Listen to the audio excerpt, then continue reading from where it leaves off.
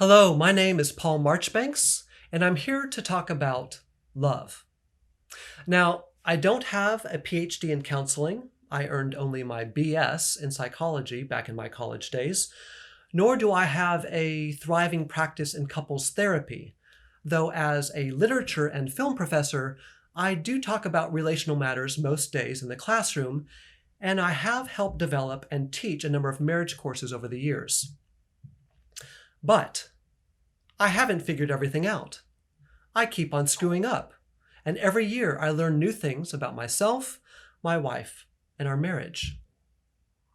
I'm daring to open my mouth on this subject because I strongly believe that this love thing really matters, and that doing it well is incredibly hard, and that much of what we learn from our culture, from our Western culture, is counterproductive. Consider this one guy's commitment to creating another opportunity for us to all think about something that affects each of us. Whether you agree or not with my observations matters much less than whether you're willing to figure out why you disagree or agree. Automatic consensus is boring and not very productive. The goal here is to challenge a few assumptions, to stir up a few emotions, and to foment animated conversation. This is Digging in the Dirt with a 10-part series I'm calling Beyond the Honeymoon, Romance 101. Let's begin with 3 crazy claims. Outrageous assertion number 1. Though difficult, it is possible to sustain a healthy, mutually satisfying, ever-deepening relationship for a lifetime. Obviously, many people think this impossible. Back in 1998, when President Bill Clinton's affair with Monica Lewinsky was making headlines, a number of biologists stepped forward to assert that monogamy just isn't feasible. It's a refrain I've heard ad nauseum ever since. In 2004, when the movie Eternal Sunshine of the Spotless Mind came out, one of its stars, the comedian Jim Carrey, claimed in an interview that the human condition just wasn't set up for remaining connected to one person indefinitely. It's a conclusion that the film itself arguably supports, though one of my daughters has a much more optimistic reading of the conclusion than I do. When Jim Carrey said this, he had been married and divorced twice. It's pretty early in his career, so his justification for closing up shop really doesn't surprise. Since tying the knot in 1995, I've watched so many marriages dissolve. Is my relationship a aberration, a mutant exception to a relatively inexorable law of nature? I sure hope not. I believe that love can keep two people together, and I agree with Madeleine L'Engle, who writes in A Wind in the Door, "Love isn't how you feel, it's what you do." Outrageous claim number 2. We all need some form of relationship counseling. Whether we've been dating for a few months, married for a few years, or made public vows decades ago. Romantic relationships hunger for the alternative perspectives that can be brought by a professional counselor, a pastor, a life coach, a friend, a family member.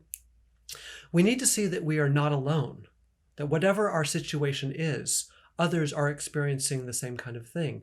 And we need the opportunity to release the pressure valve in our relationship by sharing our troubles with someone else. Talking humbly with someone else who cares more about you and your loved one than about tweeting the latest bit of juicy gossip can be incredibly helpful. Everyone needs to share their struggles and receive others' perspectives. Even if we choose to dismiss others' points of view concerning their and our relationships, picking through others' ideas provides a valuable opportunity to rethink how we love. The alternative is living in an echo chamber where our own best and worst thoughts get magnified over and over again, making it incredibly difficult to listen to anyone else, including our beloved. Outrageous assertion number 3. Every one of us has, at some point in our relationship, been unfaithful to our loved one. If Jesus is right in Matthew 5, and lust has the same spiritual weight as actual adultery, then every one of us is in continual need of readjustment, forgiveness, and rescue. I'm not trying to overlook or downplay the real-world consequences of having a full-blown affair. By no means. I am suggesting that it is delusional for anyone to think themselves the righteous hero of their own life narrative. Whether our issue is an unruly libido, a habit of comparing our loved one unfavorably to others, dissatisfaction with a shared lifestyle, or the belief that we would love our beloved better if only they would improve in one particular area, we all experience, on occasion, that impulse to grasp supposedly greener grass on another plot of land. Whether we've had a physical affair, an emotional affair, fantasized about someone else, or indulged in a wistful daydream, we have all broken faith with our loved one. Sometimes we don't recognize our wayward desires until we fall asleep. That vivid dream you'd like to write off as utterly insignificant, as having absolutely no bearing on your actual lived experience, probably reveals something that you need to wrestle with. Sigmund Freud wasn't wrong about everything. This weekly series of short reflections on romance and relationships will find its inspiration in 1 Corinthians 13, verses 4 through 8. A passage from the Bible that still gets read aloud occasionally at wedding ceremonies. I will proceed from the assumption that the Apostle Paul introduces each of these virtues, which he ties to love, in a very concerted, very methodical way, that they build upon one another in a powerful and dynamic fashion. I hope that your jumping into the subject matter with me proves as useful for you as it has for me.